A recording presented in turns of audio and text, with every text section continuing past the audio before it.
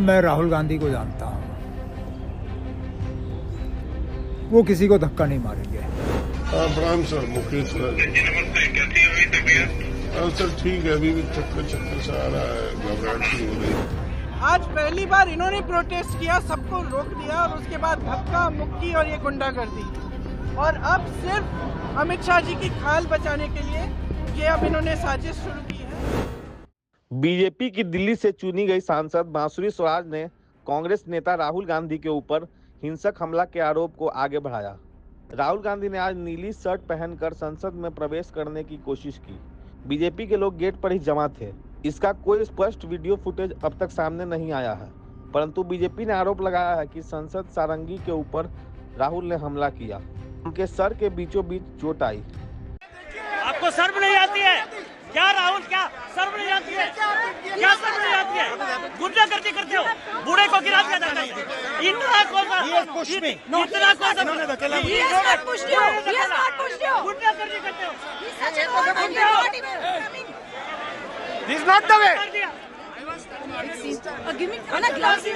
जबकि कांग्रेस ने यह कहा है कि राहुल गांधी गिरे हुए सांसद सारंगी के पास बात करने आए थे। वे पहले से गिरे हुए थे और कांग्रेस के नेता के ऊपर भाजपा के लोग तीखे हो गए। राहुल गांधी तब वापस लौट गए।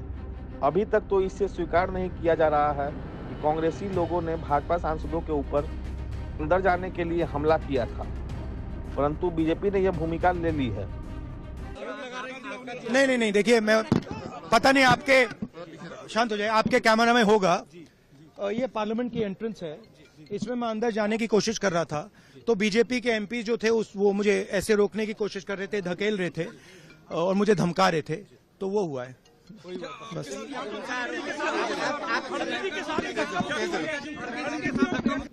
मगर ये एंट्रेंस है पार्लियामेंट हाउस की और हमारा अधिकार है अंदर जाने का, और बीजेपी के जो मेंबर्स हैं वो हमें अंदर जाने से रोक रहे थे। सेंट्रल इशू है जो आप लोग मांग कर रहे हैं अमित शाह के रेजिग्नेशन को लेकर। नहीं, सेंट्रल इशू है कि ये कॉन्स्टिट्यूशन पर आक्रमण कर रहे हैं और जो अंबेडकर जी की मेमोरी है उसका अपमान कर रहे हैं। इस प्रसंग में बांसुरी स्वराज ने कहा कि उनके सांसदों का न केवल अपमान हुआ है बल्कि उनके खिलाफ अपराध भी हुआ। भाजपा के नेता राहुल गांधी पर प्राथमिकी दर्ज करने के लिए सांसद थाने में गए। वे हत्या के प्रयास का आरोप लगा रहे हैं। कांग्रेस पार्टी ने दिखा दिया कि वो केवल संविधान झलकाती है, संविधान के मूल्यों को चरितार्थ नहीं करती। आज जो हिंसात्मक रवैया रहा है श्री राहुल गांधी जी का एनडीए के मेंबर ऑफ पार्लियामेंट के विरुद्ध, ये दिखाता है कि वो केवल रवैया अशोभनीय नहीं है, वो आपराधिक भी है। और इस आज हम सब यहाँ पर आए हैं आदरणीय अनुराग ठाकुर जी के नेतृत्व में। हिमांग जोशी जी ने यहाँ पर एक कंप्लेंट दर्ज करवाई है, जहाँ पर स्पष्ट तौर पर यह बताया गया कि सिक्योरिटी फोर्सेस ने बार बार आग्रह करा श्री राहुल गांधी जी से कि एक अल्टरनेटिव पाथ आपके लिए बनाया गया है, लेकिन तो भी अहंकार के साथ और दुर्भावना के साथ, मलिशियस इंटेंट के साथ और नॉलेज के साथ वो तो भी भिड़ते चले गए, और उनके इस रवैये के कारण हमारे दो साथियों को गंभीर चोट आई है। प्रणाम सर, मुकेश सर ठीक है, अभी भी चक्कर से आ रहा है, घबराहट सी हो रही है। नहीं, पूरी केयर करना, जल्दी बिल्कुल मत करना और सारी ट्रीटमेंट लेना। ठीक है सर, ठीक है सर। उमर अब्दुल्ला ने इस बात को सुनकर सिरे से यह खारिज कर दिया कि राहुल गांधी किसी पर हमला कर सकते हैं। मैं राहुल गांधी को जानता हूँ, वो किसी को धक्का नहीं मारेंगे, किसी को भी नहीं।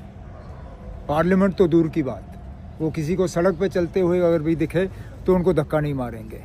अब वहाँ क्या हुआ क्या नहीं हुआ वो माननीय स्पीकर साहब देखेंगे, बाकी देख लेंगे। लेकिन पार्लियामेंट का माहौल ठीक रहना चाहिए, पार्लियामेंट के अंदर काम होना चाहिए बनिस्बत के पार्लियामेंट के बाहर झगड़े। टिप्पणी के साथ हम इस खबर को पहुंचा रहे हैं कि अगर उसी जगह ऐसी कोई गंभीर हिंसा की वारदात हुई तो सुरक्षा कर्मियों ने क्या किया। घटना का रूप बनाकर सांसद कैमरे से एक ऐसी शुरुआत की जा रही है जिस पर विश्वास करना मुश्किल है।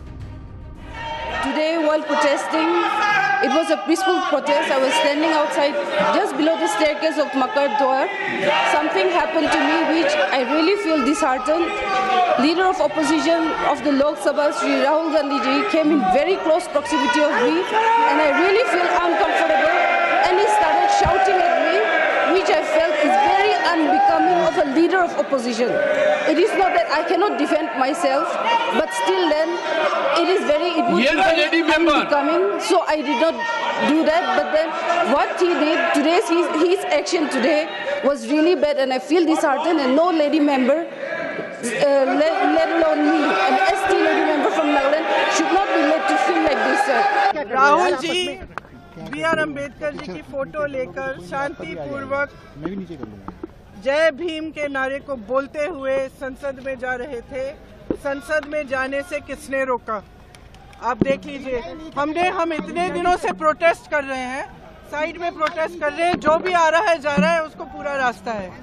इन्होंने कुछ एकदम शांतिपूर्वक प्रोटेस्ट हुए, कितने दिनों से चल रहे हैं, रोज 10:30 से 11। आज पहली बार इन्होंने प्रोटेस्ट किया, सबको रोक दिया, और उसके बाद धक्का मुक्की और ये गुंडागर्दी। और अब सिर्फ अमित शाह जी की खाल बचाने के लिए ये अब इन्होंने साजिश शुरू की है कि भैया ने किसी को धक्का मारा, ये वो। मेरी आंखों के सामने आप सब ने देखा होगा, खड़गे जी को धक्का मार के जमीन पे गिराया। उसके बाद एक CPM के MP को धक्का मारा, उनके ऊपर गिरे, खड़गे जी के ऊपर। मैंने सोचा टांग टूट गई होगी, कुछ हुआ होगा, क्योंकि उनके चेहरे से दिख रहा था कि उनको चोट लगी। फिर हमने कहीं से कुर्सी ढूंढ के हम लाए उनके लिए। अब आप खुद ही देख रहे हैं, यहाँ पे रोज खड़े हैं, हम रोज प्रदर्शन कर रहे हैं 10:30 से 11। आज तक कुछ नहीं हुआ है, ये सब साजिश है। इनसे हमने पूछा, ये जो हमें रोक रहे थे, हिम्मत है तुम्हारे में, अगर अम्बेडकर जी को चाहते हो जय भीम बोलो। जय भीम का नारा क्यों नहीं निकल सकता इनके मुंह से? ये कह रहे सर पैसेज दिया, नारा क्यों नहीं? कौन सा पैसेज? आपने खुद देखा, हमारे सामने सारे खड़े थे। कांग्रेस अमित शाह को केंद्र मंत्रिमंडल से हटाने की मांग कर रही है। ऐसे दस्तावेज खोजे जा रहे हैं जो यह प्रमाणित करे कि अम्बेडकर को बिगाड़ कर रखने में भाजपा के लोग आगे हैं। दूसरी तरफ भाजपा के लोग अम्बेडकर के फाइल से ऐसे प्रसंग निकालकर उजागर करने की कोशिश कर रहे हैं कि कांग्रेस ने भाजपा को कम करके देश के सामने रखा। इतिहास का प्रसंग दिया है कि कांग्रेस में न रहकर भी अम्बेडकर ने संविधान सभा का ड्राफ्ट बनाने का और पहले सरकार में कानूनी मंत्री के पद का अवसर पाया था। 1952 के पहले नेहरू ने जिस सरकार का नेतृत्व दिया था वह चुने हुए प्रतिनिधियों का नहीं था, और इस सरकार में कांग्रेस सहित विभिन्न पक्षों के लोगों को मौका दिया गया था। इसमें अम्बेडकर थे।